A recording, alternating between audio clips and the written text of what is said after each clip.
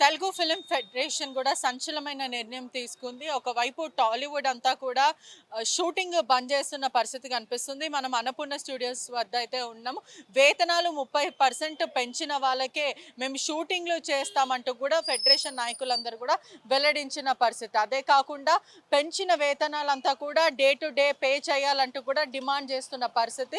Film ఛాంబర్‌కి మరియు film ఫెడరేషన్‌కి కూడా చర్చలు చేయడం జరిగింది. అదంతా కూడా విఫలం అవుతుంది. ఇప్పటికే 30% వరకు ఎవరైతే వేతనాలు పెంచుతారో వాళ్ళకు మాత్రమే షూటింగ్ చేస్తామంటూ కూడా తెగేసి చెప్పేసిన పరిస్థితి కనిపిస్తుంది. ఒకవైపు తెలుగు ఫిలిం ఇండస్ట్రీకి సంబంధించిన కార్మికులందరూ కూడా ఎవరు కూడా ప్రస్తుతం షూటింగ్‌కి మాత్రము హాజరు అవ్వలేరు. కానీ మైత్రి మూవీస్ వాళ్ళంతా కూడా చెన్నై మరియు ముంబై డాన్సర్స్‌తో మాత్రం ఇప్పుడు భగత్ సింగ్, పవన్ కళ్యాణ్ షూటింగ్ అయితే చేస్తున్నారని కూడా తెలుస్తుంది.